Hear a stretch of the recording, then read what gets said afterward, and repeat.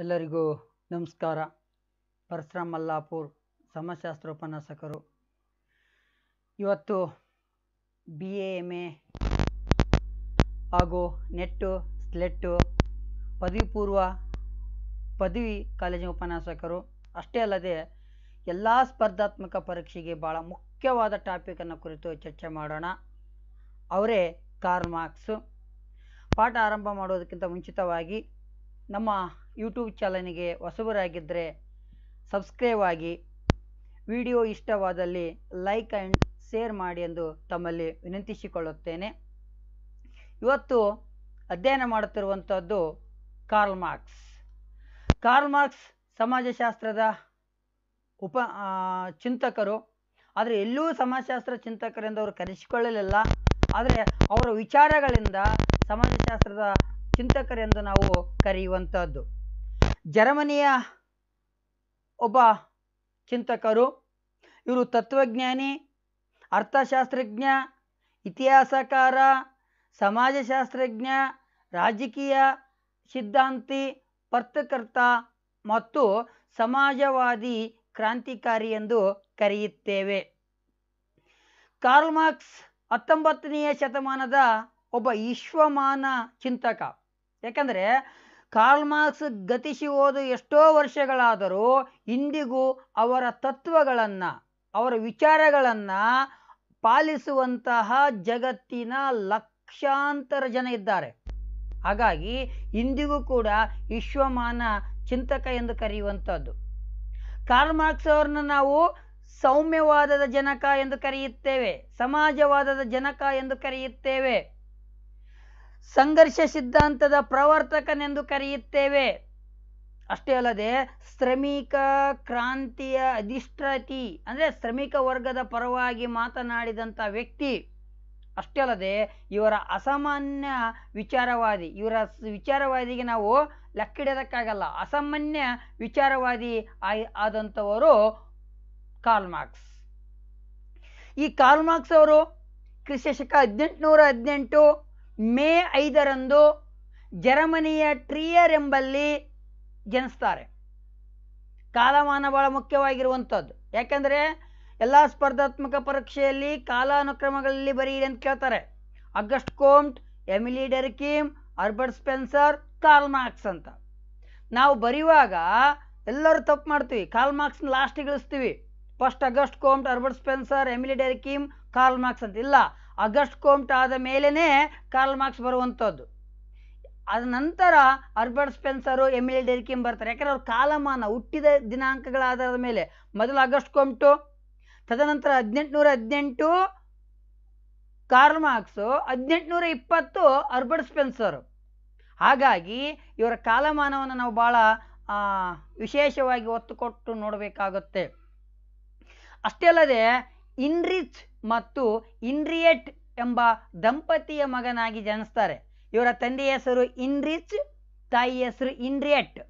ಮಗನಾಗಿ ಜನಿಸ್ತಾರೆ. 1818 ಮೇ 5ರಂದು ಜರ್ಮನಿಯ ಟ್ರಿಯರ್ ಎಂಬ ಒಂದು ಸ್ಥಳದಲ್ಲಿ ಅವರು ಜನನವಾಗುತ್ತೆ. ಹಾಗೆ ಮರಣ ಕೂಡ ಇವರು ಮಾರ್ಚ್ 14, 1883ರಲ್ಲಿ ಮರಣ ಹೊಂದುತ್ತಾರೆ. ಕೊನೆಯ ದಿನಗಳು ಅವರಿಗೆ ಭಾಳ ದುಃಖಕರವಾದ ಸಂಗತಿಗಳಾಗಿರ್ತಾವು. ಒಂದು ವರ್ಷದ ಮುಂಚಿತವಾಗಿ ಹೆಂಡತಿಯನ್ನು ಕಳೆದುಕೊಳ್ಳುತ್ತಾರೆ.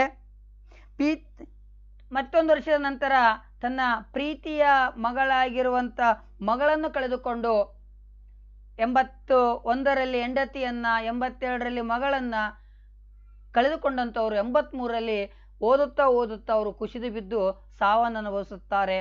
ಆದರೆ ಅವರ ಒಂದು ಅಂತಿಮ ಯಾತ್ರೆಗೆ ಕೆಲವೇ ಬುದ್ಧಿಜೀವಿಗಳು ಭಾಗವಹಿಸಿರುವಂಥದ್ದು. ಅವರ ಸಮಾಧಿ ಇರುವಂಥ ಸ್ಥಳ ಅಂದರೆ ಐಗೇಟ್ ಸಿಮೆಟ್ರಿ ಎಂಬ ಒಂದು ಸಮಾಧಿಯನ್ನು ಇರುವಂಥದ್ದನ್ನು ನಾವು ನೋಡುತ್ತೇವೆ. ಇವರು ಜೀವನ ನೋಡುವಂಥ ಸಂದರ್ಭದಲ್ಲಿ 1835ರಲ್ಲಿ ಬಾನ್ ವಿಶ್ವವಿದ್ಯಾಲಯದಲ್ಲಿ ಕಾನೂನು ವಿಭಾಗಕ್ಕೆ ಸೇರಿಕೊಳ್ಳುತ್ತಾರೆ. ಅಲ್ಲಿ ಇವರೊಬ್ಬ ಗುರು ಪರಿಚಯ ಆಗ್ತದೆ. ಈ ಗುರುವಿನಿಂದ ಅವರು ಅನೇಕ ವಿಚಾರಗಳನ್ನು ಕಲಿತುಕೊಳ್ಳುವಂಥದ್ದು. ಆ ಗುರುವೇ ಪೆಟ್ರಿಕ್ ಹೇಗಲ್. ಪೆಟ್ರಿಕ್ ಹೇಗಲೆಯ ಹೆಮ್ಮೆಯ ವಿದ್ಯಾರ್ಥಿಯಾದಂತಹ ಕಾರ್ಲ್ ಮಾರ್ಕ್ಸ್ ಅವರು ಅವರ ವಿಚಾರಗಳಿಂದ ಪ್ರಭಾವಿತನಾಗಿ ಗುರುವನ್ನು ಪ್ರಶ್ನೆ ಮಾಡುವ ರೀತಿಯಲ್ಲಿ ಬೆಳವಣಿಗೆಯನ್ನ ಹೊಂದಿದಂಥವರಾಗಿರುತ್ತಾರೆ. ಹಾಗೆ ಇವರ ಜೀವನ ಜರ್ಮನಿಯಿಂದ ಫ್ರಾನ್ಸ್ ಕಡೆಗೆ ನಡೆಯುತ್ತೆ, ಫ್ರಾನ್ಸ್ನಿಂದ ಇಂಗ್ಲೆಂಡ್ ಕಡೆಗೆ ಸಾಗುತ್ತೆ. ಯಾಕಂದರೆ ಇವರ ಕ್ರಾಂತಿಕಾರಿ ಬರವಣಿಗೆಯಿಂದ ಅಲ್ಲಿನ ಸರ್ಕಾರಗಳನ್ನು ಬಡಿದೆಬ್ಬಿಸುವಂಥದ್ದು, ಸರ್ಕಾರವನ್ನು ಟೀಕೆ ಮಾಡುವಂಥದ್ದು, ಈ ಟೀಕೆ ಮಾಡುವುದರಿಂದಾಗಿ ಅವರನ್ನು ದೇಶದಿಂದ ಗಡೀಪಾರನ್ನು ಮಾಡ್ತಾರೆ. ಇಂಥ ಸಂದರ್ಭದಲ್ಲಿ ಅವರು ಅನೇಕ ಆರ್ಥಿಕ ಸಂಕಷ್ಟವನ್ನು ಎದುರಿಸ್ತಾರೆ. ಆದರೆ ಒಬ್ಬ ಆತ್ಮೀಯ ಸ್ನೇಹಿತ ಸಿಗ್ತಾನೆ. ಆ ಆತ್ಮೀಯ ಸ್ನೇಹಿತ ಪೆಟ್ರಿಕ್ ಎಂಜೆಲ್ ಅವರು ಆತ್ಮೀಯ ಸ್ನೇಹಿತನ ಸಿಗ್ತಾನೆ. ಆತನ ಜೊತೆಗೂಡಿ ಇವರ ಬರವಣಿಗೆಯನ್ನು ಮುಂದುವರಿಸ್ತಾರೆ. ಹಾಗೆ ತನ್ನ 1841ರಲ್ಲಿ ಬರ್ಲಿನ್ ವಿಶ್ವವಿದ್ಯಾಲಯದಲ್ಲಿ PhD ಪಡೆದುಕೊಳ್ಳುವಂಥವರು ಕಾರ್ಲ್ ಮಾರ್ಕ್ಸ್ ಅವರು ಆಗ್ತಾರೆ. ತನ್ನ ಬಾಲ್ಯ ಸ್ನೇಹಿತೆಯಾಗಿರುವಂತಹ ಜೆನಿ ವಾನ್ ವೆಸ್ಟ್ ಪಲ್ಲಿನ್ ಎಂಬಾಕೆಯನ್ನು ವಿವಾಹವಾಗ್ತಾರೆ. ತದನಂತರ ಪೆಟ್ರಿಕ್ ಎಂಜಲ್ಸ್ ಅಥವಾ ಎಂಗಲ್ಸ್ ಅಂತಲೂ ಕರಿತೀವಿ, ಎಂಜಲ್ಸ್ ಅಂತಲೂ ಕರಿತೀವಿ, ನೀವು ಯಾವುದಾದ್ರು ಉಚ್ಚಾರಣೆ ಮಾಡ್ಬೋದು. ಪೆಟ್ರಿಕ್ ಎಂಜಲ್ಸ್ ಅಥವಾ ಏಗಲ್ಸ್ ಅವರು ಅದೊಂದಿಗೆ ಇವರ ವಿಚಾರಗಳು ಬೆಳವಣಿಗೆ ನಡೆಯುವಂಥದ್ದು ಮತ್ತು ಇಬ್ಬರು ಕೂಡಿ ಅನೇಕ ಕೃತಿಗಳನ್ನು ಕೂಡ ಬರೀತಾರೆ. ಆ ಸ್ನೇಹಿತ ಈತನ ಜೀವನದಲ್ಲಿ ಅಂದರೆ ಕಾರ್ಲ್ ಮಾರ್ಕ್ಸ್ ಜೀವನದಲ್ಲಿ ಉತ್ತಮವಾದ ಒಂದು ರೀತಿಯಲ್ಲಿ ಸಹಾಯ ಮಾಡಿದಂಥವರು. ತದನಂತರ ಕಾರ್ಲ್ ಮಾರ್ಕ್ಸ್ ಅವರ ಒಂದು ಪ್ರಮುಖ ಗ್ರಂಥಗಳು ನೋಡಿ. ಕಾರ್ಲ್ ಮಾರ್ಕ್ಸ್ ಅವರು ನಾನು ಈಗಾಗಲೇ ಹೇಳಿದಂತೆ ಎಲ್ಲೂ ಸಮಾಜಶಾಸ್ತ್ರಜ್ಞರೆಂದು ಕರೆಸಿಕೊಳ್ಳಲಿಲ್ಲ. ಆದರೆ ಆತನ ವಿಚಾರಗಳಿಂದಾಗಿ ಅವರೊಬ್ಬ ಸಮಾಜಶಾಸ್ತ್ರಜ್ಞರಾಗಿರುವಂಥವ್ರು. ಅವರ ಕೃತಿಗಳೇನಿದಾವಲ್ಲ ಆ ಕೃತಿಗಳೆಲ್ಲ ಸಮಾಜಶಾಸ್ತ್ರಕ್ಕೆ ಕೊಡುಗೆಯನ್ನು ನೀಡಿದಂತಹ ಕೃತಿಗಳಾಗಿರುತ್ತವೆ. ಮೊದಲನೇದಾಗಿರುವಂಥ ಕೃತಿ economic and philosophy manuscripts of 1844. ಇದು ಎಕಾನಮಿಕ್ಸ್ ಆ್ಯಂಡ್ ಫಿಲಾಸಫಿಕ್ ಮ್ಯಾನುಸ್ಕ್ರಿಪ್ಟ್ಸ್ ಆಫ್ 1844 ಎಂಬ ಕೃತಿಯಲ್ಲಿ ಬರ್ತಾರೆ. ಈ ಕೃತಿಯಲ್ಲಿ ಅನೇಕ ವಿಚಾರಗಳನ್ನು ವ್ಯಕ್ತಪಡಿಸ್ತಾರೆ ಅವರು. ಬೂಜಾರ್ಸಿ ಅಂತ ಒಂದು ಶ್ರೀಮಂತ ವರ್ಗದ ಹೆಸರನ್ನ, ಮೌಲ್ಯದ ಕಾರ್ಮಿಕರ ಸಿದ್ಧಾಂತ, ಲೇಬರ್ ಥಿಯರಿ ಆಫ್ ವ್ಯಾಲ್ಯೂ, ಆಮೇಲೆ ಅನಿಮೇಷನ್, ಪರಕೀಯ ಪ್ರಜ್ಞೆ, ಆರ್ಥಿಕ ನಿರ್ಣಯ, ಎಕಾನಮಿಕ್ ಡೆಟರಿಸಮ್, ಹೀಗೆ ಅನೇಕ ವಿಚಾರಗಳನ್ನು ಈ ಕೃತಿಯಲ್ಲಿ ಪ್ರಸ್ತಾಪ ಮಾಡಿರುವಂಥದ್ದು. ಎರಡನೇದು the Germany ideology 1845 with Patrick angles. Patrick angles ಒಬ್ಬ ಸ್ನೇಹಿತ ಈತ ಇಬ್ಬರು ಕೂಡಿ ಕೃತಿಗಳನ್ನು ಬರೀತಾರೆ. ಆ ಕೃತಿಗಳಲ್ಲಿ ದಿ ಜರ್ಮನಿ ಐಡಿಯಾಲಜಿ 1845 ಎಂಗಲ್ಸ್ ಜೊತೆಗೆ ಬರ್ತಾರೆ. ಈ ಕೃತಿಯಲ್ಲಿ ಐತಿಹಾಸಿಕ ಭೌತವಾದವನ್ನು ಕುರಿತು ಚರ್ಚೆ ಮಾಡ್ತಾರೆ. ಹಿಸ್ಟೋರಿಕಲ್ ಮೆಟೀರಿಯಲಿಸಮ್ ಅನ್ನುವುದನ್ನು ಕುರಿತು ಇವರು ಅಧ್ಯಯನವನ್ನು ಮಾಡ್ತಾರೆ. ನಂತರ ಇವರು ಇನ್ನೊಂದು ಪ್ರಸಿದ್ಧವಾದ ಕೃತಿ ಕಾರ್ಲ್ ಮಾರ್ಕ್ಸ್ ಅವರದು the poverty of philosophy 1847. The poverty of philosophy 1847ದಲ್ಲಿ ಆಗುವಂಥದ್ದು. ತದನಂತರ ಇವರ ಇನ್ನೊಂದು ಕೃತಿ ಮ್ಯಾನಿಫೆಸ್ಟ್ ಆಫ್ ಕಮ್ಯುನಿಸ್ಟ್ ಪಾರ್ಟಿ, ಅತ್ಯಂತ ಪ್ರಸಿದ್ಧವಾದ ಕೃತಿ ಮತ್ತು ಸ್ಪರ್ಧಾತ್ಮಕ ಪರೀಕ್ಷೆಯಲ್ಲಿ ಕೇಳುವಂತಹ ಪ್ರಶ್ನೆ. Manifest of the communist party 1847. ಈ ಕೃತಿಯ ಪೀಠಿಗೆಯ ಮೊದಲ ವಾಕ್ಯ ಯಾವುದಂದರೆ, ಇಲ್ಲಿವರೆಗೆ ಅಸ್ತಿತ್ವದಲ್ಲಿರುವ ಎಲ್ಲ ಸಮಾಜಗಳು ಇತಿಹಾಸ ವರ್ಗ ಹೋರಾಟದ ಇತಿಹಾಸವಾಗಿದೆ. ಈ ಒಂದು ವಾಕ್ಯವನ್ನು ಕೊಟ್ಟು ಈ ವಾಕ್ಯವನ್ನು ಹೇಳಿದವರು ಯಾರು ಅಂತಲೂ ಕೂಡ ಕೇಳ್ತಾರೆ. ನೋಡಿ, ಇಲ್ಲಿವರೆಗೆ ಬಂದಿರುವ ಮಾನವನ ಸಮಾಜದ ಇತಿಹಾಸವಿದೆಯಲ್ಲ, ಅದು ವರ್ಗ ಹೋರಾಟದ ಇತಿಹಾಸ ಎಂಬ ಮಾತಿನಿಂದ ಈ ಕೃತಿ ತನ್ನ ಗ್ರಂಥ ಬರೆಯೋದಕ್ಕೆ ಆರಂಭವಾಗಿರುವಂಥದ್ದು. Manifest of the communist party 1847 ಎನ್ನುವಂಥದ್ದು. ಈ ಕೃತಿಯಲ್ಲಿ ಹೇಳುವಂಥದ್ದು ಏನಂದರೆ, ಇಲ್ಲಿವರೆಗೆ ಅಸ್ತಿತ್ವದಲ್ಲಿರುವಂತಹ ಎಲ್ಲ ಸಮಾಜಗಳ ಇತಿಹಾಸವು ಹೋರಾಟದ ಇತಿಹಾಸವಾಗಿದೆ ಅನ್ನುವಂಥ ವಿಚಾರವನ್ನು ಹೇಳುವಂಥದ್ದು. ತದನಂತರ ಇವರು ಇನ್ನೊಂದು ಪ್ರಸಿದ್ಧವಾದ ಕೃತಿ ಅಂದರೆ the class struggle in France. The class struggle in France 1848 to 1850. ಈ ಕೃತಿ ಕೂಡ ಒಂದು ಪ್ರಸಿದ್ಧವಾಗಿರುವಂತಹದ್ದು. ತದನಂತರ ಇನ್ನೊಂದು ಕೃತಿ ಅಂದರೆ ದಿ 18th ಬ್ರೂಮೇರ್ ಆಫ್ ಲೂಯಿ ಬೋನೋಪಾಟಿ ಅಥವಾ ಲೂಯಿಸ್ ಬೋನಪಾಟಿ ಅಂತೇಳಿ ಕರಿತೀವಿ. 1952ರಲ್ಲಿ ಇದು ಕೂಡ ಪೆಟ್ರಿಕ್ ಏಗಲ್ಸ್ ಅವರ ಜೊತೆಗೆ ಈ ಕೃತಿಯನ್ನ ಬರೆದಿರುವಂತಹದ್ದು. ಯಾವುದು?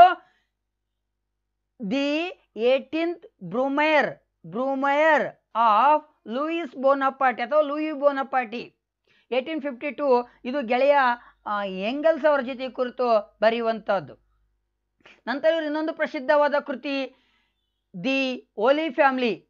ಇವರು ಇನ್ನೊಂದು ಪ್ರಸಿದ್ಧವಾದ ಕೃತಿ ದಿ ಓಲಿ ಫ್ಯಾಮಿಲಿ ಅನ್ನುವಂಥ ವಿಚಾರವನ್ನು ನಾವು ನೋಡುವಂತಹದ್ದು. ತದನಂತರ the criticism to the critique of political economy ಅನ್ನುವಂಥ ಕೃತಿಯನ್ನು ಕೂಡ ಬರೆಯುವಂಥದ್ದನ್ನು ನಾವು ನೋಡುವಂಥದ್ದು. ಇನ್ನೊಂದು ಪ್ರಸಿದ್ಧವಾದ ಕೃತಿ ಮತ್ತು CETಯಲ್ಲಿ ಬಂದಿರುವಂಥ ಎಲ್ಲ ಪ್ರಶ್ನೆಗಳನ್ನು CETಯಲ್ಲಿ ಕೇಳುವಂಥ ಪ್ರಶ್ನೆ ಅಂದರೆ ದಾಸ್ ಕ್ಯಾಪಿಟಲ್. ಇದು ಯಾರ ಗ್ರಂಥ? Karl Marx. ದಾಸ್ ಕ್ಯಾಪಿಟಲ್ ಗ್ರಂಥ ಕಾರ್ಲ್ ಮಾರ್ಕ್ಸ್ ಅವರಾಗಿರುವಂಥವ್ರು. ಈ ಗ್ರಂಥ ಏನನ್ನ ಹೇಳುತ್ತೆ ಅಂದರೆ ಬಂಡವಾಳಶಾಹಿಯ ಪ್ರೇರಕ ಶಕ್ತಿಯು ಕಾರ್ಮಿಕರ ಶೋಷಣೆಯಲ್ಲಿದೆ. ಇವತ್ತಿನ ಬಂಡವಾಳಶಾಹಿಗಳಿದ್ದಾರಲ್ಲ, ಆ ಬಂಡವಾಳಶಾಹಿ ಬಲ ಏನಂದ್ರೆ ಕಾರ್ಮಿಕರನ್ನು ಶೋಷಣೆ ಮಾಡುವಂಥದ್ದು ಮತ್ತು ಅವರು ಪಾವತಿಸಿದ ಕೆಲಸವು ಹೆಚ್ಚುವರಿ ಮೌಲ್ಯದ ಅಂತಿಮ ಮೂಲವಾಗಿರುತ್ತೆ. ಕಾರ್ಮಿಕರಿಗೆ ಕೊಡುವಂಥ ಆದಾಯಕ್ಕಿಂತ ಹೆಚ್ಚಿಗೆ ದುಡಿಯುತ್ತಾರೆ, ವೇತನಕ್ಕಿಂತ ಹೆಚ್ಚಿಗೆ ದುಡಿಯುತ್ತಾರೆ. ಆ ಹೆಚ್ಚಿಗೆ ದುಡಿದ ಮೌಲ್ಯವನ್ನ ಬಂಡವಾಳಶಾಹಿಗಳು ಇಟ್ಟುಕೊಳ್ಳುತ್ತಾರೆ. ಇದನ್ನ ಸರ್ಫೇಸ್ ಮೌಲ್ಯ ಅಂತ ಕೇಳ್ತಾರೆ, ವ್ಯಾಲ್ಯೂ ಅಂತ ಕೇಳ್ತಾರೆ, ಮಿಗುತ್ತಾಯ ಅಂತ ಹೇಳ್ತಾರೆ. ಈ ಮಿಗುತ್ತಾಯದಿಂದಲೇ ಬಂಡವಾಳಶಾಹಿಗಳು ಕಾರ್ಮಿಕರನ್ನ ಶೋಷಣೆ ಮಾಡ್ತಾರೆ ಅನ್ನುವಂಥ ವಿಚಾರವನ್ನ ಹೇಳುವಂತಹದ್ದು. ನಂತರ ಬಹಳ ಮುಖ್ಯವಾದ ವಿಚಾರಗಳೇನೆಂದ್ರೆ ಕಾರ್ಲ್ ಮಾರ್ಕ್ಸ್ ಅವರ ಚಿಂತನೆಗಳು. ಇಲ್ಲಿ ಕಾರ್ಲ್ ಮಾರ್ಕ್ಸ್ ಅವರ ಚಿಂತನೆಗಳನ್ನ ಮಾತ್ರ ನೋಡುವಂಥದ್ದು. ಆ ಚಿಂತನೆಯ ವಿಶ್ಲೇಷಣೆಯನ್ನ ಮತ್ತೊಂದು ಪ್ರತ್ಯೇಕವಾದ ತರಗತಿಯಲ್ಲಿ ಚರ್ಚೆ ಮಾಡೋಣ. ಕಾರ್ಲ್ ಮಾರ್ಕ್ಸ್ ಅವರ ಚಿಂತನೆಗಳೇನು? ಪ್ರಮುಖವಾಗಿರುವಂಥ ಚಿಂತನೆಗಳೇನು? ಈಗಾಗಲೇ ನಾವು ನೋಡಿದಂತೆ ತತ್ವಮೀಮಾಂಸಕ ಭೌತಿಕವಾದ ಅಥವಾ ತಾರ್ಕಿಕ ಭೌತಿಕವಾದ ಎನ್ನುವಂಥದ್ದು ಇವರದೊಂದು ಚಿಂತನೆ. ತಾರ್ಕಿಕ ಭೌತಿಕವಾದ ಎನ್ನುವಂಥದ್ದು ಇವರದೊಂದು ಚಿಂತನೆ. ಎರಡನೇದಾಗಿ ಐತಿಹಾಸಿಕ ಭೌತಿಕವಾದ ಅಥವಾ ಇತಿಹಾಸದ ಭೌತಿಕ ವ್ಯಾಖ್ಯಾನ ಅಂತ ಕರಿತೀವಿ. Historical materialism, mode of protection, ಉತ್ಪಾದನೆಯನ್ನು ಕುರಿತು ಅವ್ರು ಹೇಳುವಂಥದ್ದು. ಅಷ್ಟೇ ಅಲ್ಲದೆ ಅವ್ರ ಉತ್ಪಾದನೆಯ ಪ್ರಮುಖ ಅಂಶಗಳನ್ನು ಹೇಳ್ತಾರೆ. ಯಾವ್ಯಾವ ಅಂಶಗಳನ್ನು ಒಳಗೊಂಡಿದೆ ಉತ್ಪಾದನೆ ಅಂದರೆ? ಉತ್ಪಾದನೆಯ ಸಾಧನಗಳು, ಉತ್ಪಾದನೆಯ ಶಕ್ತಿಗಳು, ಉತ್ಪಾದನೆಯ ಸಂಬಂಧಗಳು. ಸಾಧನ, ಶಕ್ತಿ, ಸಂಬಂಧ, ಈ ಮೂರು ಅಂಶಗಳನ್ನ ಒಳಗೊಂಡಿದೆ ಅನ್ನುವಂಥದ್ದನ್ನ ಕಾರ್ಲ್ ಮಾರ್ಕ್ಸ್ ಅವರು ತಮ್ಮ ಅಭಿಪ್ರಾಯವನ್ನ ವ್ಯಕ್ತಪಡಿಸುವಂತಹದ್ದು. ಮೀನ್ಸ್ ಆಫ್ ಉತ್ಪಾದನಾ ಸಾಧನಗಳು, ಉತ್ಪಾದನಾ ಶಕ್ತಿಗಳು, ಉತ್ಪಾದನಾ ಸಂಬಂಧಗಳು ಎನ್ನುವಂಥ ವಿಚಾರವನ್ನು ಕುರಿತು ಹೇಳುವಂಥದ್ದು. ಹಾಗೆ ಇವರು ವರ್ಗಗಳನ್ನು ಉತ್ಪಾದನಾ ಸಾಧನದೊಂದಿಗಿನ ಸಂಬಂಧದ ಹಿನ್ನೆಲೆಯಲ್ಲಿ ವ್ಯಾಖ್ಯಾನಿಸ್ತಾರೆ. ನೋಡಿ, ಇಲ್ಲಿ ವರ್ಗಗಳನ್ನು ಕೂಡ ಯಾವ ವ್ಯಕ್ತಿ ಏನು ಸಾಧನಗಳನ್ನು ಒಳಗೊಂಡಿದ್ದಾನೆ, ಉತ್ಪಾದನೆಯನ್ನು ತಯಾರು ಮಾಡುವ ಸಾಧನಗಳನ್ನು ಒಳಗೊಂಡಿದ್ದಾರಲ್ಲ, ಆ ಸಾಧನಗಳ ಹಿನ್ನೆಲೆಯಲ್ಲಿ ವರ್ಗಗಳನ್ನು ವರ್ಗೀಕರಿಸಿದಂಥವರು. ನೋಡಿ, ಉತ್ಪಾದನೆಯ ವಿಧಾನಗಳನ್ನು ಹೇಳ್ತಾರೆ. ಮಾನವನ ಇತಿಹಾಸದಲ್ಲಿ ಒಂದಾದರಂತೆ ಅಸ್ತಿತ್ವಕ್ಕೆ 4 ರೀತಿಯಲ್ಲಿ ಉತ್ಪಾದನಾ ರೀತಿಗಳು ಬರುತ್ತವೆಂದು ಮಾರ್ಕ್ಸ್ ಅವರು ಗುರುತಿಸಿರುವಂಥದ್ದು. ಒಂದು ಅಧೀಮ ಉತ್ಪಾದನಾ ವಿಧಾನ ಮತ್ತು ಅಧೀಮ ಸಮಾಜ, ಅಂದರೆ Asiatic mode of production and Asiatic society ಅನ್ನುವಂಥ ವಿಚಾರವನ್ನು ಹೇಳಿರುವಂಥದ್ದು. ಪ್ರಾಚೀನ ಉತ್ಪಾದನಾ ವಿಧಾನ ಮತ್ತು ಪ್ರಾಚೀನ ಸಮಾಜ ಎನ್ನುವಂಥ ರೀತಿಯಲ್ಲಿ ಹೇಳುವಂಥದ್ದು. Ancient mode of protection and ancient society ಅನ್ನುವಂಥ ರೀತಿಯಲ್ಲಿ ಹೇಳುವಂಥದ್ದು. ಮೂರನೇದು ಫ್ಯೂಡಲ್ ಮೋಡ್, ಉಳಿಗಮಾನ್ಯ ಉತ್ಪಾದನಾ ವಿಧಾನ ಅಥವಾ ಉಳಿಗಮಾನ್ಯ ಸಮಾಜ ಎಂದು ಕರೆಯುತ್ತಾರೆ, ಫ್ಯೂಡಲ್ ಸೊಸೈಟಿ. ನಾಲ್ಕನೇದು ಬಂಡವಾಳಶಾಹಿಯ ಉತ್ಪಾದನಾ ವಿಧಾನ ಅಥವಾ ಬಂಡವಾಳಶಾಹಿಯ ಸಮಾಜ ಎಂದು ಹೇಳುವಂಥದ್ದು, ಕ್ಯಾಪಿಟಲಿಸ್ಟ್ ಸೊಸೈಟಿ. ಅಂದರೆ ಇಲ್ಲಿ ಬಂಡವಾಳವನ್ನು ಒಳಗೊಂಡಿರುವಂಥದ್ದು. ಹಾಗೆ ಮುಂದೊಂದು ಹೇಳ್ತಾರೆ, ಸಮಾಜವಾದ ಸಮಾಜ ಉಗಮವಾಗುತ್ತೆ ಅನ್ನುವಂಥ ಕನಸನ್ನು ಕೂಡ ಕಂಡಂಥವರು. ಈ ರೀತಿಯಾಗಿ ಅವರು ಈ ಉತ್ಪಾದನಾ ವಿಧಾನಗಳನ್ನು ತಿಳಿಸಿರುವಂಥದ್ದು. ಇದು ಕೂಡ ಸ್ಪರ್ಧಾತ್ಮಕ ಪರೀಕ್ಷೆಯಲ್ಲಿ ಕಾಲಾನುಕ್ರಮದಲ್ಲಿ ಬರೀರಿ ಅಂತ ಕೇಳ್ತಾನೆ. ಫಸ್ಟ್ ಯಾವ್ದು ಬರುತ್ತೆ, ಸೆಕೆಂಡ್ ಯಾವ್ದು ಬರುತ್ತೆ, 3 ಯಾವ್ದು ಬರುತ್ತೆ, 4ನೇದು ಯಾವ್ದು ಬರುತ್ತೆ. ಒಮ್ಮೊಮ್ಮೆ 5 ಕೊಟ್ಟು ಏನು ಸಮಾಜವಾದಿ ಸಮಾಜ, ಸೌಮ್ಯವಾದ ಸಮಾಜ ಅಂತಾದರೂ ಕೇಳ್ಬೋದು ನೋಡಿ. 1 ಆದಿಮ ಸಮಾಜ, ಪ್ರಾಚೀನ ಸಮಾಜ, ಉಳಿಗಮಾನ್ಯ ಸಮಾಜ, ಬಂಡವಾಳಶಾಹಿಯ ಸಮಾಜ, ಸೌಮ್ಯವಾದ ಸಮಾಜ ಅಥವಾ ಸಮಾಜವಾದ ಸಮಾಜ ಎನ್ನುವಂಥ ವಿಚಾರವನ್ನು ಹೇಳುವಂಥದ್ದು. ಇವರ ಪ್ರಕಾರ ಉತ್ಪಾದನಾ ವಿಧಾನದ ಮೂಲ ಅಂಶಗಳನ್ನು ಯಾವುವು ಅಂತ ವಿಚಾರ ನೋಡಿದಾಗ, ಉತ್ಪಾದನೆ ಮಾಡುವುದಕ್ಕೆ 3 ಅಂಶಗಳು ಬೇಕು. 1 ಬಂಡವಾಳ, ಕ್ಯಾಪಿಟಲಿಸ್ಟ್ ಇರಬೇಕು, ಕ್ಯಾಪಿಟಲ್ ಇರಬೇಕು, ಬಂಡವಾಳ ಇರಬೇಕು. 2ನೇದು ಅಲ್ಲಿ ಕೆಲಸ ಮಾಡುವುದಕ್ಕೆ ಕಾರ್ಮಿಕರಿರಬೇಕು, ಹಾಗೆ ಟೆಕ್ನಾಲಜಿ ಇರಬೇಕು. ಇವು 3 ಇದ್ರೆ ಮಾತ್ರ ಬಂಡವಾಳಶಾಹಿ ನಡೆಯೋದಕ್ಕೆ ಸಾಧ್ಯ ಆಗುತ್ತೆ, ಉತ್ಪಾದನೆ ನಡೆಯೋದಕ್ಕೆ ಸಾಧ್ಯ ಆಗುತ್ತೆ. ನಾನು ಏನಾದ್ರು ಒಂದು ಉತ್ಪಾದನೆ ಮಾಡಬೇಕಂದ್ರೆ ನನ್ನಲ್ಲಿ ದುಡ್ಡು ಇರಬೇಕು, ಕಾರ್ಮಿಕರು ಇರಬೇಕು ಮತ್ತು ಟೆಕ್ನಾಲಜಿನೂ ಇರಬೇಕು. ಇವು ಇದ್ದರೆ ಮಾತ್ರ ಉತ್ಪಾದನೆಯನ್ನು ನಡೆಯೋದಕ್ಕೆ ಸಾಧ್ಯವಾಗುತ್ತೆ ಅನ್ನುವಂಥ ವಿಚಾರವನ್ನು ಹೇಳಿದಂಥವರು. ತದನಂತರ ಅವರು ವರ್ಗ ಸಂಘರ್ಷ ಸಿದ್ಧಾಂತವನ್ನು, ಥಿಯರಿ ಆಫ್ ಕ್ಲಾಸ್ ಸ್ಟ್ರಗಲ್, ಇದು ಬಹಳ ಮುಖ್ಯವಾದ ಸಿದ್ಧಾಂತ. ವರ್ಗ ಸಂಘರ್ಷ ಸಿದ್ಧಾಂತವನ್ನು ಕುರಿತು ಹೇಳ್ತಾರೆ. ಈ ಮಾರ್ಕ್ಸ್ ಅವರ ಸಮಾಜವನ್ನ ವರ್ಗ ಕಲಹ ಸಮಾಜವೆಂದು ಹೇಳುವುದುಂಟು. ಮಾರ್ಕ್ಸ್ ಅವರ ಸಮಾಜವನ್ನ ವರ್ಗ ಕಲಹದ ಸಮಾಜಶಾಸ್ತ್ರವೆಂದು ಹೇಳುವುದುಂಟು.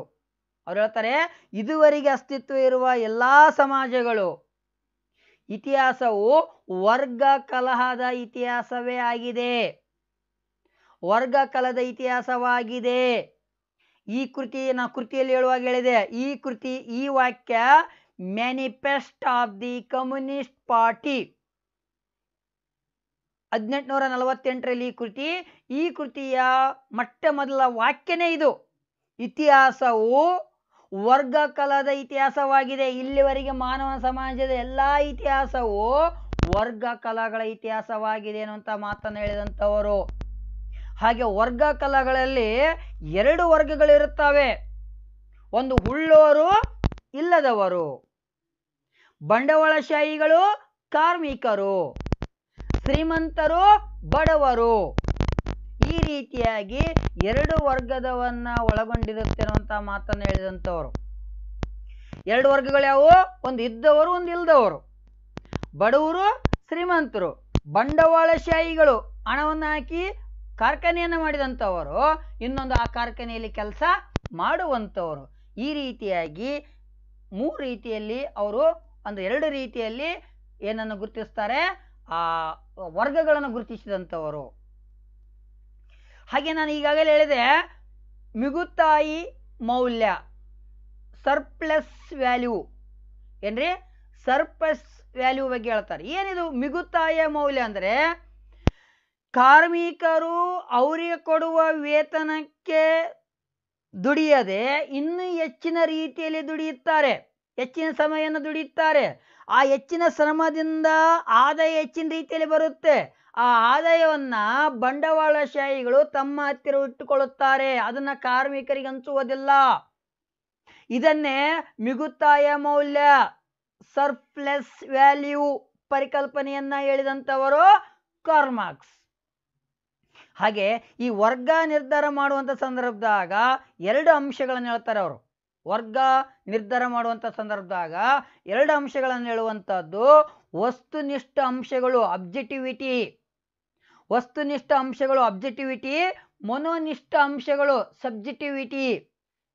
ವಸ್ತುನಿಷ್ಠ ಅಂಶಗಳು ಮತ್ತು ಮನೋನಿಷ್ಠ ಅಂಶಗಳು ಸಬ್ಜೆಕ್ಟಿವಿಟಿ 2 ಅಂಶಗಳನ್ನು, ಅಬ್ಜೆಕ್ಟಿವಿಟಿ ಆ್ಯಂಡ್ ಸಬ್ಜೆಕ್ಟಿವಿಟಿ, ಮನೋನಿಷ್ಠ ವಸ್ತುನಿಷ್ಠ 2 ರೀತಿಯ ಒಂದು ನಿರ್ಧಾರಕ ಅಂಶಗಳನ್ನು ಗುರುತಿಸುವಂತಹದ್ದು.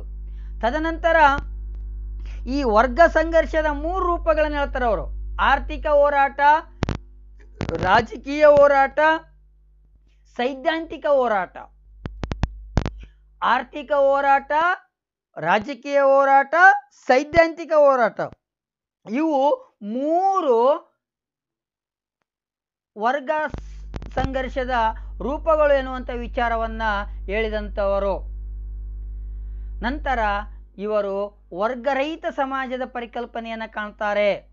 ಕ್ಲಾಸ್ಲೆಸ್ ಸೊಸೈಟಿ ಬಗ್ಗೆ ಮಾತನಾಡ್ತಾರೆ. ವರ್ಗಗಳಿಲ್ಲದೆ ಸಮಾಜ ಉಗಮವಾಗುತ್ತೆ ಅನ್ನುವಂಥ ವಿಚಾರವನ್ನು ಹೇಳುತ್ತಾರೆ. ಇವರು ಹೇಳ್ತಾರೆ ಬಂಡವಾಳಶಾಹಿ ವ್ಯವಸ್ಥೆಯ ಪತನ ನಿಶ್ಚಿತ. ನೋಡಿ, capitalist system is sure to fail ಅಥವಾ ಫಾಲ್. ಇದು ಪತನ ಹೊಂದುತ್ತೆ. ಏನು ಬಂಡವಾಳಶಾಹಿಗಳು ಇಷ್ಟು ಶೋಷಣೆ ಮಾಡ್ತಿದ್ದಾರೆ ಕಾರ್ಮಿಕರನ್ನ, ಅವರು ಒಂದು ದಿನ ಪತನವನ್ನು ಹೊಂದುತ್ತಾರೆ. ಅಂದಿನ ಸಮಾಜ ವರ್ಗಗಳು ಇರುವುದಿಲ್ಲ. ಇದಕ್ಕಾಗಿ ಅವರು ಕಾರ್ಮಿಕರಿಗೆ ಒಂದು ಪ್ರಸಿದ್ಧ ವಾಕ್ಯವನ್ನು ಹೇಳ್ತಾರೆ, ಜಗತ್ತಿನ ಕಾರ್ಮಿಕರೇ ಒಂದಾಗಿರಿ, ಇದಕ್ಕಾಗಿ ನೀವೇನು ಕಳೆದುಕೊಳ್ಳುವುದಿಲ್ಲ. ಇದು ಕಳೆದುಕೊಳ್ಳುವುದು ಕೇವಲ ನಿಮ್ಮ ಗುಲಾಮಗಿರಿ ತನಕ, ನಿಮ್ಮ ದಾಸ್ಯ ಪದ್ಧತಿಯನ್ನು ಕಳೆದುಕೊಳ್ಳುತ್ತೀರಿ, ಬೇರೆ ಏನು ಕಳೆದುಕೊಳ್ಳುವುದಿಲ್ಲ ಅಂತೇಳಿ ಕಾರ್ಮಿಕರಿಗೆ ಕರೆಯನ್ನು ಕೊಟ್ಟಂಥವರು. ಜಗತ್ತಿನ ಕಾರ್ಮಿಕರೇ ಒಂದಾಗಿರಿ, ಇದಕ್ಕಾಗಿ ನೀವು ನಿಮ್ಮ ದಾಸ್ಯ ಅಥವಾ ಗುಲಾಮಗಿರಿ ಒಂದು ಬಂಧನದಿಂದ ಹೊರಗೆ ಬರುತ್ತೀರಿ, ಬೇರೆ ಏನು ಕಳ್ಕೊಳ್ಳೋದಿಲ್ಲ ಎನ್ನುವಂತಹ ಒಂದು ಕರೆಯನ್ನು ಕೊಟ್ಟಂಥವ್ರು ಯಾರಂದ್ರೆ ಕಾರ್ಲ್ ಮಾರ್ಕ್ಸ್ ಅವರು. ಹಾಗೆ ಕಾರ್ಮಿಕರಿಗಾಗಿ ಇವರು ಇಂಟರ್ನ್ಯಾಷನಲ್ ಎಂಬ ಅಂತಾರಾಷ್ಟ್ರೀಯ ಕಾರ್ಮಿಕ ಸಂಘಟನೆಯನ್ನು ಹುಟ್ಟಾಕ್ತಾರೆ. ಕಾರ್ಮಿಕರಿಗಾಗಿ ಇಂಟರ್ನ್ಯಾಷನಲ್ ಎಂಬ ಅಂತಾರಾಷ್ಟ್ರೀಯ ಒಂದು ರಾಷ್ಟ್ರೀಯ ಮಟ್ಟದ ಕಾರ್ಮಿಕ ಸಂಘಟನೆಯನ್ನು ಹುಟ್ಟಾಕ್ತಾರೆ. ಆದರೆ ದುರಂತ, ಇವರು ಮರಣ ಹೊಂದಿದ ನಂತರ ಈ ಸಂಘಟನೆಯು ಕೂಡ ಅವನತಿಯನ್ನ ಹೊಂದುವಂಥದ್ದು. ಇವ್ರು ಹೇಳ್ತಾರೆ, ಏನಿದು ವರ್ಗರಹಿತ ಸಮಾಜ ಬರಬೇಕಂದ್ರೆ ಎಲ್ಲ ಸದಸ್ಯರು ಸಾಮೂಹಿಕ ಕ್ರಿಯೆಗಳಿಂದ ಮಾತ್ರ ಆಡಳಿತ ವರ್ಗವನ್ನು ಉರುಳಿಸಬಹುದು, ಆಡಳಿತ ವರ್ಗವನ್ನು ಕೊನೆಗಳಿಸಬಹುದು ಎಂದು ಅರಿತುಕೊಂಡಾಗ ಮಾತ್ರ ವರ್ಗ ಪ್ರಜ್ಞೆ, ಇದು ಬಹಳ ಮುಖ್ಯ. ವರ್ಗ ಪ್ರಜ್ಞೆಯನ್ನ ಕಾನ್ಸೆಪ್ಟ್ ಯಾರ್ದು ಅಂತ ಕೇಳ್ತಾರೆ. ವರ್ಗ ಪ್ರಜ್ಞೆಯ ಬಗ್ಗೆಯನ್ನ ಹುಟ್ಟುತ್ತೆ ಅನ್ನುವಂಥ ವಿಚಾರವನ್ನ ಹೇಳುವಂಥದ್ದು. ಎಲ್ಲ ಶೋಷಿತ ವರ್ಗದವರು ಒಂದಾಗಬೇಕು, ಒಂದಾಗಿ ಹೋರಾಟವನ್ನು ಮಾಡಬೇಕು, ಅಂದಾಗ ಮಾತ್ರ ಆಡಳಿತ ವರ್ಗವನ್ನ ಪತನಗೊಳಿಸಬಹುದು. ಈ ಕೆಳವರ್ಗದವರು ಒಂದಾಗುವುದನ್ನೇ ವರ್ಗ ಪ್ರಜ್ಞೆ ಎನ್ನುವಂಥ ಒಂದು ಪರಿಕಲ್ಪನೆಯನ್ನ ಸಂಬಂಧಿಸಿದಂಥವರು. ನೋಡಿ, ವರ್ಗರಹಿತ ಸೌಮ್ಯವಾದಿಯ ಸಮಾಜದ ರಚನೆಯನ್ನ ಕನಸನ್ನ ಕಂಡಂಥವರು, ಒಂದಲ್ಲ ಒಂದು ದಿನ ಈ ಸಮಾಜ ಉಗಮವಾಗುತ್ತೆ ಅನ್ನುವಂಥ ಭವಿಷ್ಯವನ್ನು ನುಡಿದಂಥವರು ಕಾರ್ಲ್ ಮಾರ್ಕ್ಸ್ ಅವರು. ಈಗಾಗಲೇ ನಾನು ಹೇಳಿದಂತೆ ಪರಕೀಯ ಪ್ರಜ್ಞೆಯ ಸಿದ್ಧಾಂತ, ಈ ಸಿದ್ಧಾಂತವನ್ನ, ಈ ಪರಿಕಲ್ಪನೆಯನ್ನ ಹೇಳಿದಂಥವರು ಕಾರ್ಲ್ ಮಾರ್ಕ್ಸ್. ಇದನ್ನು ಒಂದು ಸಿದ್ಧಾಂತವಾಗಿ ಮಾಡಿದವರು ರಾಬರ್ಟ್ ಕಿಂಗ್ ಮಾರ್ಟನ್. ಅವರು ಒಂದು ಸಿದ್ಧಾಂತವಾಗಿ ಪರಿವರ್ತನೆ ಮಾಡಿದ್ರು, ಇವರು ಒಂದು ಪರಿಕಲ್ಪನೆಯಾಗಿ ಹೇಳಿದಂಥವರು. ಪರಕೀಯ ಪ್ರಜ್ಞೆ ಅಂದ್ರೆ ನಾನು ಅಲ್ಲಿ ಕೆಲಸ ಮಾಡ್ತಿದ್ರು ಕೂಡ ನಾನು ಅದಕ್ಕೆ ಸಂಬಂಧ ಇಲ್ಲ ಎನ್ನುವ ರೀತಿಯಲ್ಲಿ ಇರುವಂಥದ್ದು, ನಾನು ಇದಕ್ಕೆ ಸಂಬಂಧಪಟ್ಟಿಲ್ಲ ಎನ್ನುವ ರೀತಿಯಲ್ಲಿ ಇರುವಂಥದ್ದು, ನಿಯಮರಹಿತತೆ ಸ್ಥಿತಿಗೆ ಹೋಗುವಂಥದ್ದು. ಹಾಗೆ ಪರಕೀಯ ಪ್ರಜ್ಞೆಯಲ್ಲಿ 4 ಅಂಶಗಳು ಮುಖ್ಯವಾಗಿರುತ್ತವೆ. ಅಥವಾ ಒಬ್ಬ ಪರಕೀಯ ಪ್ರಜ್ಞೆನಾದರೆ ಈ 4 ಅಂಶಗಳು ಕಂಡು ಬರ್ತವೆ. ಏನಂದ್ರೆ, ಶ್ರಮಿಕನಾದವನು ತಾನು ಉತ್ಪಾದನೆಯ ವಸ್ತುವಿಗೆ ತಾನೇ ಪರಕೀಯನಾಗ್ತಾನೆ. ಏನು ನಾನು ಉಪಯೋಗ ಮಾಡ್ತಿದ್ದೀನಿ, ಉದಾಹರಣೆ ಈ ಒಂದು ಮೊಬೈಲನ್ನು ಉಪಯೋಗ ಮಾಡ್ತಿದ್ದೀನಿ, ಅಥವಾ ಈ ಒಂದು ಮೊಬೈಲನ್ನು ಉತ್ಪಾದನೆ ಮಾಡ್ತಿದ್ದೀನಿ. ಬಟ್ ಇದು ಉತ್ಪಾದನೆ ಮಾಡುವುದಷ್ಟೇ ನನ್ನ ಕೆಲಸ. ಈ ಮೊಬೈಲಿನ ಮೇಲೆ ನನಗೆ ಯಾವುದೇ ಒಡೆತನ ಹಕ್ಕು ಇರುವುದಿಲ್ಲ. ತಾನೇ ಉತ್ಪಾದಿಸುವ ವಸ್ತುವಿಗೆ ಪರಿಕ್ರಿಯನಾಗುವಂಥದ್ದು. ಎರಡನೇದು, ತನ್ನ ಉತ್ಪಾದನಾ ಪ್ರಕ್ರಿಯೆಗೆ ಪರಕೀಯನಾಗ್ತಾನೆ. ಇದು ಕಾರ್ಖಾನೆಯಲ್ಲಿ ಕೆಲಸ ಮಾಡ್ತಾನೆ, ಆದರೆ ಕಾರ್ಖಾನೆ ಅವನಿಗೆ ಸಂಬಂಧಪಟ್ಟಿರುವುದಿಲ್ಲ, ಆ ಒಂದು ಪ್ರಕ್ರಿಯೆಗೆ ಸಂಬಂಧಪಟ್ಟಿರಲ್ಲ, ತನ್ನ ಕೆಲಸ ಏನೋ ತಾನೇನೋ. ಮೂರನೇದು, ತನಗೆ ತಾನೇ ಪರಕೀಯನಾಗುತ್ತಾನೆ. ಅದೊಂದು ಯಾಂತ್ರಿಕ ಜೀವನ ಆಗಿರುತ್ತೆ. ಹೋಗೋದು, ಬಟನ್ ಒತ್ತಿದ ರೀತಿಯಲ್ಲಿ ಕೆಲಸ ಮಾಡೋದು, ಮತ್ತೆ ಬರೋದು. ಅಲ್ಲಿ ಯಾವುದೇ ಸಾಮಾಜಿಕ ಸಂಬಂಧಗಳಿಗೆ ಅವಕಾಶ ಇರುವುದಿಲ್ಲ. ಯಾವುದೇ ವಿಚಾರಗಳಿಗೆ ನಾವು ತಲೆ ಕೆಡಿಸಿಕೊಳ್ಳುವಂತಿಲ್ಲ. ಯಾಂತ್ರಿಕವಾಗಿರೋದು ಒಬ್ಬ ಮಿಷನ್ ಆಗಿ ಕಾರ್ಮಿಕ ಒಳಗೊಳ್ಳುತ್ತಾನೆ. ನಂತರ ತನ್ನ ಒಡನಾಡಿಗಳ ಸಮುದಾಯಕ್ಕೂ ಕೂಡ ಪರಕೀಯನಾಗ್ತಾನೆ. ಅಂದರೆ ಕೆಲಸ ಮನೆ ಈ ರೀತಿಯ ಒಂದು ಸ್ಥಿತಿಯಲ್ಲಿ ಹೋಗ್ತಾನೆ ಹೊರತು ಸಮಾಜದ ಬಗ್ಗೆ ಆಲೋಚನೆ ಮಾಡೋದಕ್ಕೂ ಸಮಯ ಕಳೆಯೋದಕ್ಕೂ ಅವನಲ್ಲಿ ಇರೋದಿಲ್ಲ. ಈ ರೀತಿಯಾಗಿ ಪರಕೀಯ ಪ್ರಜ್ಞೆಯಲ್ಲಿ 4 ಮುಖ್ಯ ಅಂಶಗಳಿಗೆ ಒಳಗೊಂಡಿರುವಂತಹದ್ದು. ಒಂದು, ಶ್ರಮಿಕನಾದವನು ತನ್ನ ಉತ್ಪಾದನೆಯ ವಸ್ತುವಿಗೆ ತಾನೇ ಪರಕೀಯನಾಗ್ತಾನೆ, ತನ್ನ ಉತ್ಪಾದನಾ ಪ್ರಕ್ರಿಯೆಗೆ ಪರಕೀಯನಾಗ್ತಾನೆ, ತನಗೆ ತಾನೇ ಪರಕೀಯನಾಗ್ತಾನೆ ಮತ್ತು ತನ್ನ ಒಡನಾಡಿಗಳ ಸಮುದಾಯಕ್ಕೆ ಪರಕೀಯನಾಗ್ತಾನೆ ಅನ್ನುವಂಥ ವಿಚಾರವನ್ನ ನಾವು ನೋಡುವಂತಹದ್ದು. ತದನಂತರ ಮಾರ್ಕ್ಸ್ ಅವರ ಸಾಮಾಜಿಕ ಪರಿವರ್ತನೆಯ ಸಿದ್ಧಾಂತ ನೋಡಿ, ಸಾಮಾಜಿಕ ಪರಿವರ್ತನೆಯ ಕೂಡ ಹೇಳ್ತಾರೆ. ಸಾಮಾಜಿಕ ವರ್ಗ ಎಂಬುದು ಆರ್ಥಿಕ ವಿಷಮತೆಯ ಪ್ರಕಟಿತ ರೂಪವಾಗಿದೆ. ಏನಿವತ್ತು ವರ್ಗಗಳು ಹುಟ್ಟಿಕೊಂಡವಲ್ಲ, ಈ ವರ್ಗಗಳು ಹುಟ್ಟಿಕೊಳ್ಳೋದಕ್ಕೆ ಮೂಲ ಆರ್ಥಿಕ ಅಂಶ. ಈ ಆರ್ಥಿಕ ಹೆಚ್ಚು ಕಡಿಮೆ ಇರುವುದರಿಂದಲೇ ಶ್ರೀಮಂತರು, ಬಡವರು, ಬಂಡವಾಳಶಾಹಿಗಳು, ಕಾರ್ಮಿಕರು, ಉಳ್ಳವರು ಮತ್ತು ಇಲ್ಲದವರು ಎಂದು ಹುಟ್ಟಿಕೊಳ್ಳುವುದಕ್ಕೆ ಸಾಧ್ಯವಾಗಿದೆ ಅನ್ನುವಂಥ ಮಾತನ್ನ ಕಾರ್ಲ್ ಮಾರ್ಕ್ಸ್ ಅವರು ಹೇಳ್ತಾರೆ. ಸಾಮಾಜಿಕ ವರ್ಗ ಎಂಬುದು ಆರ್ಥಿಕ ವಿಷಮತೆಯ ಪ್ರಕಟಿತ ರೂಪವಾಗಿದೆ ಅನ್ನುವಂಥ ವಿಚಾರವನ್ನು ಹೇಳುವಂಥದ್ದು. ನಂತರ ಅವರು ಸಾಮಾಜಿಕ ಪರಿವರ್ತನೆಯ ಮೂಲ ಎಲ್ಲಿದೆ ಅಂದರೆ ಆರ್ಥಿಕ ಉತ್ಪಾದನೆಯ ರೂಪವಲ್ಲದೆ ಬೇರೇನೂ ಅಲ್ಲ. ಅಂದ್ರೆ ಈ ಆರ್ಥಿಕ ಅಂಶಗಳಲ್ಲಿ ಬದಲಾವಣೆ ಆಗಿಬಿಟ್ರೆ ಸಾಮಾಜಿಕ ಪರಿವರ್ತನೆ ಆಗುತ್ತೆ ಅನ್ನುವಂಥ ವಿಚಾರವನ್ನ ಕಾರ್ಲ್ ಮಾರ್ಕ್ಸ್ ಅವರು ಹೇಳುವಂಥದ್ದು. ನೋಡಿ, ಪರಿವರ್ತನೆ, ಸಾಮಾಜಿಕ ಪರಿವರ್ತನೆಯ ಮೂಲ ಆರ್ಥಿಕತೆಯಲ್ಲಿದೆ, ಆರ್ಥಿಕ ಉತ್ಪಾದನೆಯಲ್ಲಿದೆ ಅನ್ನುವಂಥ ವಿಚಾರವನ್ನು ಹೇಳಿರುವಂಥದ್ದು. ನೋಡಿ, ಈ ಪರಿವರ್ತನೆಯ ಬೀಜಗಳು ಈ ವ್ಯವಸ್ಥೆಯ ಒಳಗಡೆ ಉದಿಗಿದ್ದಾವೆ ಅಥವಾ ಅಡಗಿಕೊಂಡಿರುತ್ತವೆ ಅನ್ನುವಂಥ ವಿಚಾರವನ್ನು ಹೇಳುವಂಥದ್ದು. ಪರಿವರ್ತನೆಯ ಬೀಜಗಳು ವ್ಯವಸ್ಥೆಯ ಒಳಗಡೆ ಒಳಗೊಂಡಿರುತ್ತವೆ. ಇವರು ಒಬ್ಬ ಐತಿಹಾಸಿಕ ವಿಕಾಸವಾದಿ ಎಂದು ಗುರುತಿಸಿಕೊಂಡವರು. ಈ ರೀತಿ ಸಾಮಾಜಿಕ ಪರಿವರ್ತನೆ ಏಕಮುಖ ರೀತಿಯಲ್ಲಿ ಪರಿವರ್ತನೆ ಆಗುತ್ತೆ. ನೋಡಿ, ಆದಿಮ ಸಮಾಜ, ಪ್ರಾಚೀನ ಸಮಾಜ, ಉಳಿಗಮಾನ್ಯ ಪದ್ಧತಿ, ಬಂಡವಾಳಶಾಹಿ, ನಂತರ ಸೌಮ್ಯವಾದ ಸಮಾಜ, ಈ ರೀತಿ ಪರಿವರ್ತನೆ ಆಗುತ್ತೆ ಎಂದು ತಿಳಿಸಿದಂಥವ್ರು. ಹಾಗಾಗಿ ಇವರನ್ನು ನಾವು ಐತಿಹಾಸಿಕ ವಿಕಾಸವಾದಿಯಾಗಿ ಗುರುತಿಸಿಕೊಂಡವರು. ಇವರು ಸಮಾಜವನ್ನ ಐತಿಹಾಸಿಕ ದೃಷ್ಟಿಕೋನದಲ್ಲಿ ಅಧ್ಯಯನವನ್ನ ಮಾಡಿದಂಥವರು, ಹೋಲಿಸ್ಟಿಕ್ ವೇದಲ್ಲಿ ಅಧ್ಯಯನ ಮಾಡಿದಂಥವರು. ನೋಡಿದೆ, ಇಲ್ಲಿ ಐತಿಹಾಸಿಕ ಭೌತಿಕವಾದವನ್ನು ನಾವು ನೋಡುವಂಥದ್ದು, ಆರ್ಥಿಕ ಭೌತಿಕವಾದವನ್ನು ನಾವು ನೋಡುವಂಥದ್ದು, ತತ್ವಮೀಮಾಂಸಕವಾದವನ್ನು ನಾವು ನೋಡುವಂಥದ್ದು, ಇವೆಲ್ಲ ಇತಿಹಾಸವನ್ನು ಕುರಿತು ಹೇಳುವಂಥದ್ದು. ಹಾಗಾಗಿ ಇವರು ಐತಿಹಾಸಿಕ ದೃಷ್ಟಿಕೋನದಲ್ಲಿ ಅಧ್ಯಯನವನ್ನ ಮಾಡಿದಂಥವ್ರು ಅನ್ನುವಂಥ ವಿಚಾರವನ್ನು ನಾವು ನೋಡುವಂಥದ್ದು. ಈಗಾಗಲೇ ನಾವು ಚರ್ಚೆ ಮಾಡಿದಂತೆ ಇವರು ಕ್ರಾಂತಿಗಳು ಇತಿಹಾಸದ ವಾಹಕಗಳಾಗಿವೆ. ಈ ಇತಿಹಾಸ ಪರಿವರ್ತನೆಗೆ ಕ್ರಾಂತಿಗಳು ಬಹಳ ಮುಖ್ಯವಾಗಿದೆ ಅನ್ನುವಂಥ ವಿಚಾರವನ್ನು ಹೇಳಿದಂಥವರು. ಜೊತೆಗೆ ಇವರು ಹೇಳುವಂತೆ ಸಂಘರ್ಷವು ಸಮಾಜದ ಸ್ಥಿರವಾದ ಗುಣಲಕ್ಷಣವಾಗಿದೆ ಹೊರತು ತಾತ್ಕಾಲಿಕವಾಗಿಲ್ಲ. ಇದು ಸಂಘರ್ಷ ಅನ್ನುವಂಥದ್ದು ಸಮಾಜದಲ್ಲಿ ನಿರಂತರವಾಗಿ ಕಂಡುಬರುವಂಥ, ಸ್ಥಿರವಾಗಿ ಕಂಡುಬರುವಂಥ ಒಂದು ಅಂಶವಾಗಿದೆ, ತಾತ್ಕಾಲಿಕವಾಗಿದ್ದಲ್ಲ ಎನ್ನುವಂಥ ವಿಚಾರವನ್ನು ಹೇಳ್ತಾರೆ. ತದನಂತರ ಇವರು ಮಿತಾಪ್ರಜ್ಞೆ ಫಾಲ್ಸ್ ಪರಿಕಲ್ಪನೆಗೆ ಸಂಬಂಧಿಸಿದಂಥವರು. ಜೊತೆಗೆ ವರ್ಗ ಪ್ರಜ್ಞೆಗೆ ಸಂಬಂಧಿಸಿದಂಥ ನಾವು ಅಲ್ಲೇ ಅಧ್ಯಯನವನ್ನು ಮಾಡಿರುವಂಥದ್ದು. ಜೊತೆಗೆ ಧರ್ಮದ ಬಗ್ಗೆ ಒಂದು ಪ್ರಸಿದ್ಧವಾದವನ್ನು ಕೇಳ್ತಾರೆ. ಧರ್ಮ ಎನ್ನುವಂಥದ್ದು ಒಂದು ಅಫೀಮ್. ಧರ್ಮ ಜನರನ್ನು ಅಫೀಮುಗೊಳಿಸುತ್ತದೆ. ಅಂದ್ರೆ ಅಫೀಮ್ ಅಂದ್ರೆ ನಿಶೆ ತರುವಂಥ ವಸ್ತು. ಒಬ್ಬ ವ್ಯಕ್ತಿ ಆ ಧರ್ಮ ಎನ್ನುವಂಥ ಭಾವನೆ ನಿಶೆ ಏರುವ ರೀತಿಯಲ್ಲಿ ಅಳವಡಿಸಿಕೊಳ್ಳುತ್ತಾನೆ. ಧರ್ಮ ಜನರನ್ನ ಅಫೀಮ್ಗೊಳಿಸುತ್ತೆ.